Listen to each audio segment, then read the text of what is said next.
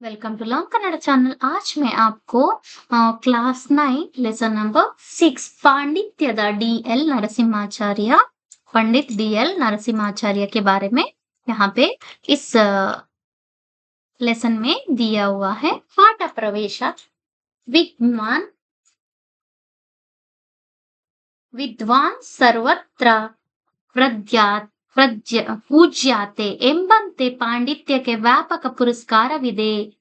ವಿದ್ವತ್ತನ್ನು ಗಳಿಸಲು ನಿರಂತರವಾಗಿ ಆಸಕ್ತಿ, ತಾಳ್ಮೆ ಮತ್ತು ಪರಿಶ್ರಮಗಳು ಅಗತ್ಯ. ಪಾಂಡಿತ್ಯ ಗಳಿಕೆಯ ಆದಿಯಲ್ಲಿನ ಪಯಣ ದೀರ್ಘವಾದದ್ದು. ಇಲ್ಲಿ ನಡೆದಷ್ಟು ದಾರಿ ಇದೆ, ಪಡೆದಷ್ಟು ಭಾಗ್ಯವಿದೆ. ನಮ್ಮ ನಾಡಿನ ಅಗ್ರಗಣ್ಯ ವಿದ್ವಾಂಸರಲ್ಲಿ ಡಾಕ್ಟರ್ ಡಿ.ಎಲ್. ನರಸಿಂಹಾಚಾರ್ಯ ಒಬ್ಬರು. ಪಾಂಡಿತ್ಯಕ್ಕೆ ಮತ್ತೊಂದು ಹೆಸರೇ ಡಿ.ಎಲ್.ಎನ್. ಇವರ ನಿಷ್ಕಲ್ಮಶ ಮನಸ್ಸು, ಪಂಡಿತ ಪರಂಪರೆಯನ್ನು ರೂಪಿಸಿದ ಬಗೆ, ವೃತ್ತಿನಿಷ್ಠೆ ಮತ್ತು ಕನ್ನಡ ಸಾಹಿತ್ಯಕ್ಕೆ ಇವರು ಸಲ್ಲಿಸಿದ ಉತ್ಕೃಷ್ಟ ಸೇವೆಯನ್ನು ಲೇಖಕರು ಪರಿಚಯಿಸಿದ್ದಾರೆ. ಡಿ.ಎಲ್.ಎನ್. ಅವರನ್ನು ನೋಡಿ ತೀನಂಶ್ರೀ ಅವರ ಮರಣ ದುಃಖವನ್ನು ಮರೆಯುತ್ತಿದ್ದ ಕನ್ನಡ ಸಾಹಿತ್ಯ ಪ್ರಪಂಚ ದಿನಾಂಕ 8/4/71 ರಂದು ಬಂದ ಡಿ.ಎಲ್.ಎನ್. ಅವರ ನಿಧನ ವಾರ್ತೆಯಿಂದ ನಿಜಕ್ಕೂ ತತ್ತರಿಸಿ ಹೋದರು. उस वक्त पे जो पंडित लोग थे उनमें से तीनमश्री करके उनका डेथ हो गया था, लेकिन डी.एल.एन. को देखते हुए लोग उसको भूल गए और उसके बाद तुरंत उनका भी डेथ होता है. बीजीएम श्री पी.एन. ವೆಂಕಣ್ಣಯ್ಯ ಎಲ್.ಆರ್. ಕೃಷ್ಣ ಶಾಸ್ತ್ರಿಗಳ ಕುಮ್ಮುಟದಲ್ಲಿ ರೂಪುಗೊಂಡು Kuvempu, D K. Bhimasenarao, K. Venkatarayappa, N. Anantharangachar ಮೊದಲಾದವರ ಜೊತೆಯಲ್ಲಿ ವಿದ್ಯಾರ್ಥಿ ಜೀವನವನ್ನು ಕಳೆದು ಸಂಶೋಧನಾ ವಿದ್ಯಾರ್ಥಿ ಎಂದು ಓರಿಯೆಂಟಲ್ ರಿಸರ್ಚ್ ಇನ್ಸ್ಟಿಟ್ಯೂಟ್ ದ ಕನ್ನಡ ಪಂಡಿತರೆಂದು ಮೈಸೂರಿನ ಮಹಾರಾಜ ಕಾಲೇಜು, ಯುವರಾಜ ಕಾಲೇಜು, ಬೆಂಗಳೂರಿನ ಸೆಂಟ್ರಲ್ ಕಾಲೇಜುಗಳಲ್ಲಿ ಕನ್ನಡ ಅಧ್ಯಾಪಕರೆಂದು ಬೆಂಗಳೂರಿನ ಸೆಂಟ್ರಲ್ ಕಾಲೇಜುಗಳಲ್ಲಿ ಕನ್ನಡ ಅಧ್ಯಾಪಕರೆಂದು ಪರಿಷತ್ತು ಕೈಗೊಂಡು ನಿಘಂಟುವಿನ ಸಂಪಾದಕರೆಂದು ಬಹುಮುಖವಾಗಿ ದುಡಿದವರು डी.एल.एन. यानी डी.एन.एल. जी कौन थे उस वक्त का पंडित लोग? B M. Shri, P N. Venkannayya, A R. Krishna Shastri ಕುಮ್ಮಟದಲ್ಲಿ ರೂಪುಗೊಂಡು ये सारे क्लासमेट्स थे. Kuvempu, D K. Bhimasena Rao, K. Ramappa, N. Anantharangachar ಮೊದಲಾದವರ ಜೊತೆಯಲ್ಲಿ ವಿದ್ಯಾರ್ಥಿಗಳನ್ನು ಜೀವನವನ್ನು ಕಳೆದರು. ये सारे लोगों के साथ they are all classmates. ಸಂಶೋಧನಾ ವಿದ್ಯಾರ್ಥಿ ಎಂದೇ ಓರಿಯೆಂಟಲ್ ರಿಸರ್ಚ್ ಇನ್ಸ್ಟಿಟ್ಯೂಟ್ का कन्नड़ पंडितरेंदु. उसके बाद मैसूरिನ महाराज कॉलेज का भी वो प्राध्यापक थे, यानी he was a professor. Yuvraj college में बेंगलुरु का प्रोफेसर थे. सेंट्रल ಕಾಲೇಜುಗಳಲ್ಲಿ ಕನ್ನಡ ಅಧ್ಯಾಪಕರೆಂದು ಸೆಂಟ್ರಲ್ ಕಾಲೇಜ್ में ಕನ್ನಡ ಅಧ್ಯಾಪಕ भी बने थे. ಪರಿಷತ್ತು ಕೈಗೊಂಡ ನಿಘಂಟುವಿನ ಸಂಪಾದಕರೆಂದು ಬಹುಮುಖವಾಗಿ ದುಡಿದವರು डी.एल.एन.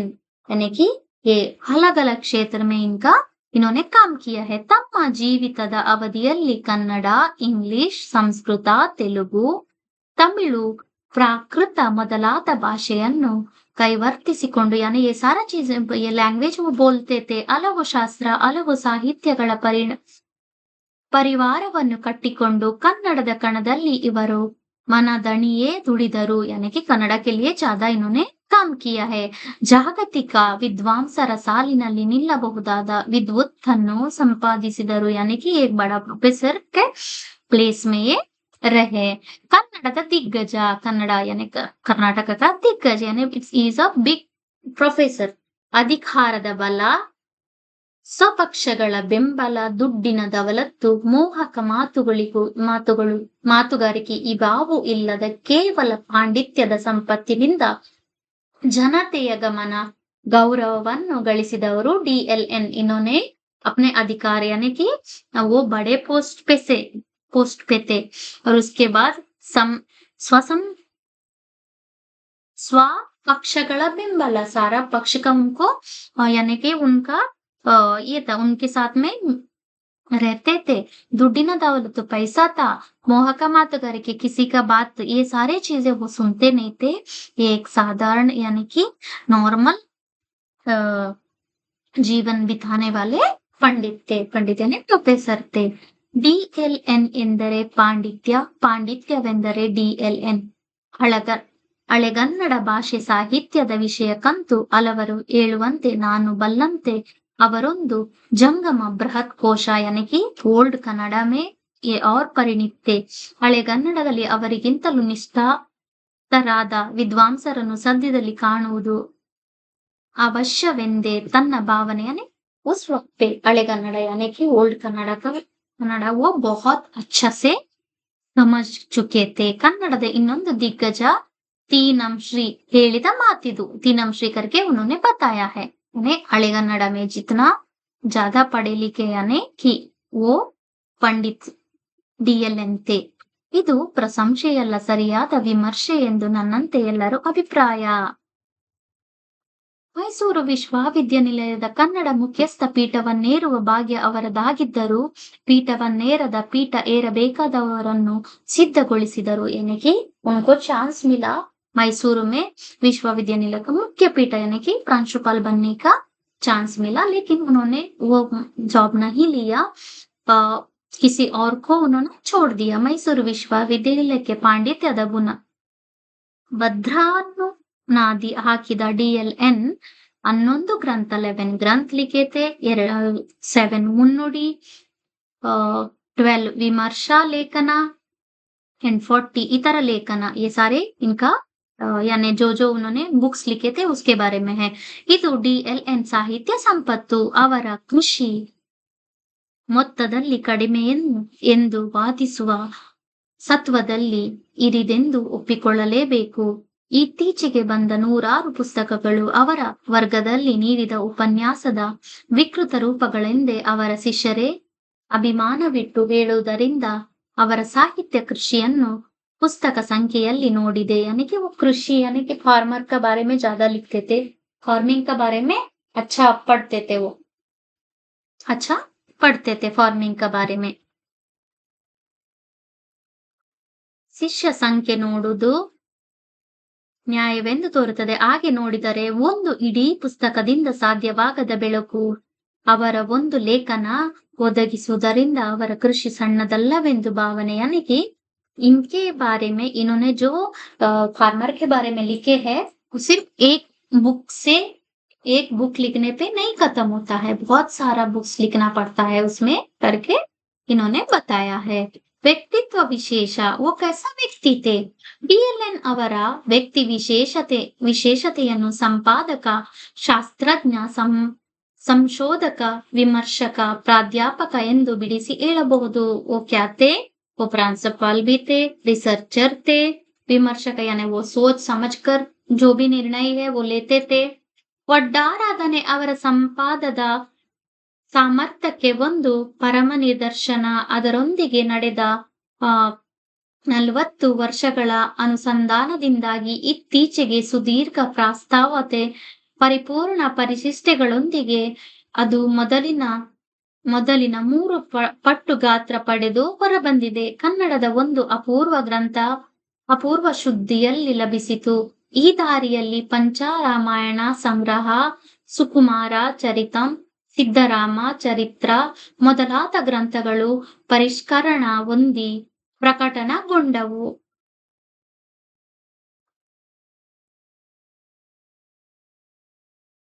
ಈ ಸಂಸ್ಕರಣ ಪ್ರಶಂಸದಲ್ಲಿ ಅವರ ಬುದ್ಧಿ ಮನಸ್ಸು ಯಾವ ರೀತಿ ದುಡಿಯುತ್ತಿದೆ ಎಂಬುದನ್ನು ಮನಸ್ಸೋಲ್ಲಾಸದಲ್ಲಿ ಕನ್ನಡ ಛಂದಸ್ಸು ಎಂಬ ಲೇಖನವನ್ನು ನೋಡಬೇಕು। यानी कि उन्होंने क्या वड्डाराधने यानी उस वक्त पे जो रहता था कि लोअर कास्ट अपर कास्ट वो सारा चीजें ये नहीं देखते थे। ಅವರೊಂದಿಗೆ ನಡೆಸಿದ 40 ವರ್ಷಗಳ ಅನುಭವದಿಂದ उनके साथ 40 साल रहे, उससे का पता चलता है. ಇತ್ತೀಚೆಗೆ ಸುದರ್ಶನ ಪ್ರಸ್ತಾವ ಪರಿಪೂರ್ಣ ಪರಿಶಿಷ್ಟಗಳೊಂದಿಗೆ ಅದು ಮೊದಲಿನಂತೆ 3 ಪಟ್ಟು ಗಾತ್ರ ಪಡೆದು ಹೊರಬಂದಿತು.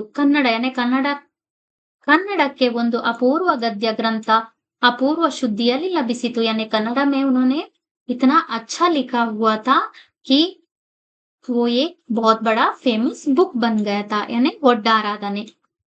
ಈ ದಾರಿಯಲ್ಲಿ पंच रामायण संग्रह, रामायण लिखे थे, सुकुमार चरितम, सिद्धराम चारित्र्य, सारा ग्रंथ उन्होंने लिखे हुए थे. कन्नड़ छंदस्सु ಎಂಬ ಲೇಖನವನ್ನು ನೋಡಬೇಕು. उसके लिए क्या देखना है? कन्नड़ छंदस्सु करके एक बुक को आपको पढ़ना पड़ेगा. ಎಲ್ಲಾ ಕ್ಷೇತ್ರದಲ್ಲಿಯೂ ಎದ್ದು ಕಾಣುವ DLN ಅವರ ಶಾಸ್ತ್ರಮತಿ ಕನ್ನಡ ಗ್ರಂಥ ಸಂಪಾದನೆ ಎಂಬ ಕೃತಿಯಲ್ಲಿ ಸಂಪೂರ್ಣ ಪ್ರಕಟಣಗೊಂಡಿದೆ. यानी उनका कन्नड़ ग्रंथा संपादने बुक में इनका पूरा सारा चीजें जो इन्होंने किया उसमें लिखा हुआ है. ग्रंथ संपादನೆಯ ವಿಧಾನಗಳನ್ನು ಕನ್ನಡಕ್ಕೆ ಅನ್ವಯಿಸಿ यानी कि उन्होंने ट्रांसलेट किया कन्नड़ में. ಈ ಶಾಸ್ತ್ರ ಕೃತಿ ಕನ್ನಡದಲ್ಲಿ ಪ್ರಥಮ ಸಾಹಸ, ಪ್ರಥಮ ಸಾಧನೆ. ಅವರು ಪುಟಗಳಲ್ಲಿಯೂ DLN ಅವರ ಪ್ರಕಟಿತ ಅಪ್ರಕಟಿತ ಕೃತಿಗಳ ಅಧ್ಯಯನದ ವ್ಯಾಪ್ತಿಯನ್ನು, ಸಾಹಿತ್ಯ ವ್ಯಾಸಂಗದ ಉದ್ದಗಲಗಳನ್ನು ಅರಿಯಬಹುದು. संशोधने DLN ಅವರ ಉಸಿರು. यानी कि ये रिसर्च करने में बहुत आगे थे. हर चीजें उन्होंने रिसर्च कर रहे थे. ಸಾಹಿತ್ಯ ಶಾಸ್ತ್ರ, ಇತಿಹಾಸಗಳೆಲ್ಲ ಇದು ಮಿಂಚಿನಂತೆ ಕಾರ್ಯ ಮಾಡಿದೆ. ಸಂಪಾದಿತ ಕೃತಿಗಳ ಮುನ್ನಡಿಗಳು ಪೊನ್ನನ ಭುವನೈಕ್ಯ, ರಾಮೋಭ್ಯುದಯ, ಕುಮುದೆಂದು, ರಾಮಾಯಣ, ಧಳಧಳ ಎಂಬ ಹಾಡಿನ ಸ್ವರೂಪ ಇತ್ಯಾದಿ ಲೇಖನಗಳು ಅವರು ಸಾಹಿತ್ಯ ಸಂಶೋಧನೆ ಅಮೃತ ಫಲಗಳು. ಪಾಂಡಿತ್ಯಕ್ಕೆ ಸಂಬಂಧಪಟ್ಟ ಅವರ ಸಂಶೋಧನೆ ಶಕ್ತಿಯ ಉಜ್ವಲ ಉದಾಹರಣೆ ಶುದ್ಧ ವಿಹಾರ ಎಂಬ ಚಿಕ್ಕ ಕೃತಿ. ಒಂದು ಶಬ್ದವನ್ನು ಹಿಡಿದುಕೊಂಡು ರೆಂಬೆ ಕಾಂಡಗುಂಟ ಇಳಿದು ಹಲವು ಬೇರುಗಳಲ್ಲಿ ಅರಿದಾಡಿ ಮೂಲ ಬೇರನ್ನು ಮುಟ್ಟಿ ಹೇಳುವ ಅವರ ಸಾಹಸ ಇನ್ನೊಬ್ಬರಿಗೆ ಅಸಾಧ್ಯವೆಂಬ ಭಾವನೆಯನ್ನು ಹುಟ್ಟಿಸುತ್ತದೆ. वो कन्नड़ में इतना ज्यादा पढ़ते थे, पांडित्य में इतना ज्यादा, यानी बहुत आगे पढ़ लिए थे. उसको एक शब्द से हम उसका बयान नहीं कर सकते, नहीं बोल सकते. DLN ಅವರ ವಿಮರ್ಶೆ ಪಕ್ಷ ಪಂಗಡಗಳ ಸಂಘರ್ಷಣೆಯಲ್ಲ, ನ್ಯಾಯಾಧೀಶನ ತೀರ್ಮಾನ. यानी कि वो पक्ष सब नहीं करते थे, वो जो लॉयर जो बताता है वो करते थे. ಅವರ ದೃಷ್ಟಿಯಲ್ಲಿ ಪಂಪ, ಹರಿಹರ, ಕುಮಾರವ್ಯಾಸರು ಕನ್ನಡದ ಮಹಾಕವಿಗಳು. उनका इसमें पंप, हरिहर, कुमारव्यास ये सारे कन्नड़ का बहुत बड़े कवि थे. हरिहर ಅವರ ಮೆಚ್ಚಿನ ಕವಿ ಪುಷ್ಪದಂತ ಪುರಾಣ, ಅಗ್ಗಳ ದೇವ, ರುದ್ರಭಟ, ಕುಮಾರವ್ಯಾಸನ ಕರ್ಣ ಮೊದಲಾದ ಲೇಖನಗಳು ಅವರ ನ್ಯಾಯ ದೃಷ್ಟಿಗೆ ನಿದರ್ಶನಗಳು. ये सारा चीजें उन्होंने पढ़े हुए थे. ಈ ಕಾಲದಲ್ಲಿ ಕನ್ನಡ ಸಾಹಿತ್ಯ ಚರಿತೆಯನ್ನು ರೂಪಿಸಬಲ್ಲ ಮಹಾಶಿಲ್ಪಿ ಅವರೊಬ್ಬರೇ ಎಂದು ಎಲ್ಲರ ಭಾವನೆಯಾಯಿತು. ಅವರ ನಿಧನ ಎಲ್ಲರನ್ನು ನಿರಾಶೆಗೊಳಿಸಿತು. जब इनका डेथ हुआ तो सबको बहुत बुरा लगा. ಪಾಂಡಿತ್ಯ ಸಂಶೋಧನೆಗಳ ಕಾಡಿನಲ್ಲಿ ಆನೆಯಂತೆ ನಡೆದ ಅವರ ಬರವಣಿಗೆಗಳು ಶುಷ್ಕವಾದರೆ ರಸವತ್ತಾಗಿತ್ತು. ಅಚ್ಚನೆಯ ಹುಲ್ಲುಗಾವಲು ಅರಿವಿನಲ್ಲಿ ಸ್ವಚ್ಛಯಾಗಿ ತಿರುಗಾಡಿ ಸೊಂಪಾಗಿ ಕಾಣುವೆಡೆಯಲ್ಲಿ ತಂಗಿ ಇಡೀ ಹುಲ್ಲನ್ನು ಕಬಳಿಸುವ ಹಸುವಿನಂತೆ ಇದೇ ನನ್ನ ವ್ಯಾಸಂಗದ ಅಭ್ಯಾಸ. यानी कि वो इतना ज्यादा पढ़े थे. इन्होंने ये एक्चुअली अच्छने इसमें झुक्का वो अपना खाने के लिए जितना ग्रास कहाँ से ढूंढ के सारा खा लेता है, इतना एफर्ट डालता है, उसके ऊपर उन्होंने यानी कि बोला गया है.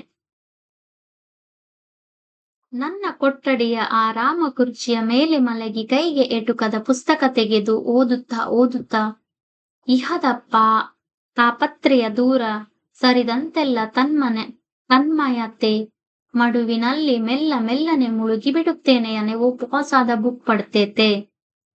ಪಕ್ಕದ ಮೇಜಿನ ಮೇಲೆ ಇರುವ ಗ್ರಂಥದ ಕಡ್ಡಿಗಳು ಉಗುಳುವ ಹೊಗೆ ಸುರುಳಿಯಾಗಿ ಅಂಕುಡೊಂಕಾಗಿ ಮೇಲೆ ಹರಡಿ ಪರಿಮಿತಾವಕಾಶದಲ್ಲಿ ಕರಗಿ ಹೋಗುವಂತೆ ನಾನು ಬಾರಿ ಬಾರಿಗೆ ಕರಗಿ ಹೋಗಬೇಕೆಂಬ ಹಂಬಲ ನನಗೆ ಇರಿದಾಗಿದೆ.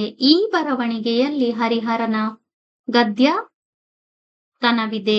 ಸಾವಿರಾರು ಕೆಟ್ಟ ಪದ್ಯಗಳನ್ನು ಬರೆದವರನ್ನು ಕವಿ ಎನ್ನುವುದಕ್ಕಿಂತ ಇಂಥ ಗದ್ಯ ಬರೆದವರನ್ನು ಕವಿ ಎನ್ನುವುದೇ ಲೇಸು. ಕೇವಲ ಪದ್ಯ ಬರೆದ ಮಾತ್ರಕ್ಕೆ ರಾಷ್ಟ್ರಮಟ್ಟದ ಗೌರವ ನೀಡುವಂತೆ ಇಂಥ ವಿದ್ವತ್ಪೂರ್ಣ ವ್ಯವಸಾಯ ಗೆದ್ದವರಿಗೂ ನೀಡುವುದು ನ್ಯಾಯ. ಡಿಎಲ್ಎನ್ ಅವರು ಪ್ರಥಮ ವರ್ಗದ ಪ್ರಾಧ್ಯಾಪಕತೆ ಎಂದು ಅವರ ಶಿಷ್ಯಕೋಟಿಯ ಒಮ್ಮತದ ಅಭಿಪ್ರಾಯ. 60 ನಿಮಿಷದ ಬದಲು 59 ನಿಮಿಷಕ್ಕೆ ಸಾಲುವಷ್ಟು ಪಾಠ ಸಾಮಗ್ರಿ ತಮ್ಮ ಹತ್ತಿರ ಇದ್ದರೆ ವರ್ಗದಲ್ಲಿ ಸುಳಿಯಲಿಲ್ಲ. ವಿದ್ಯಾರ್ಥಿಗಳ ವ್ಯಾಸಂಗದ ಹವ್ಯಾಸ ಬೆಳೆದು ಹಸಿವನ್ನು ಇಂಗಿಸುವ ದಾರಿ ತೋರಿಸಿ ಆ ದಾರಿಯಲ್ಲಿ ಎಡವಿದಾಗ ಎತ್ತಿ ನಿಲ್ಲಿಸಿ ಮುನ್ನಡೆದರು. यानी कि उनका जो स्टूडेंट थे उनको वो अच्छा से पढ़ लिख के आगे जाने का रास्ता दिखाते थे. ಇದನ್ನು ನೆನಪಿಟ್ಟು ಅವರ ವಿದ್ಯಾರ್ಥಿಗಳು ಮಿತ್ರರು ಜ್ಞಾನಪಾಸಕ, ಹೊಸ ಬೆಳಕು, ಉಪನಯ ಎಂಬ ಅಭಿನಂದನಾ ಗ್ರಂಥಗಳನ್ನು ಅರ್ಪಿಸಿ ನಾಡ ಜನತೆಯ ಬೀದರ ಸಾಹಿತ್ಯ ಸಮ್ಮೇಳನಕ್ಕೆ ಅಧ್ಯಕ್ಷರೆಂದು ಆರಿಸಿ ಕೃತಜ್ಞತೆಯನ್ನು ಸಲ್ಲಿಸಿದರು. ಇವುಗಳಿಗಿಂತ ಡಿಎಲ್ಎನ್ ಅವರು ದೊಡ್ಡ ಆಸ್ತಿ ಎಂದರೆ ದೊಡ್ಡ ಮನಸ್ಸು. ಉನ್ಕಾ ಮನ್ ಬಹುತ್ ಅಚ್ಚಾ ಥಾ. ತಮ್ಮ ನಿಲುವಿಗೆ ತಕ್ಕ ಅಧಿಕಾರ ಸಿಗಲಿಲ್ಲವೆಂದು ಒಮ್ಮೆಯೂ ಅವರು ತುಟಿ ಬಿಚ್ಚಲಿಲ್ಲ. उनका पढ़ाई के लिए उतना बड़ा पोस्ट नहीं मिला करके उन्होंने कभी अपना मन में नहीं लाया. ಮನದಲ್ಲಿ ಆ ಭಾವನೆಯನ್ನು ಮೂಡಿಸಿಕೊಳ್ಳಲಿಲ್ಲ.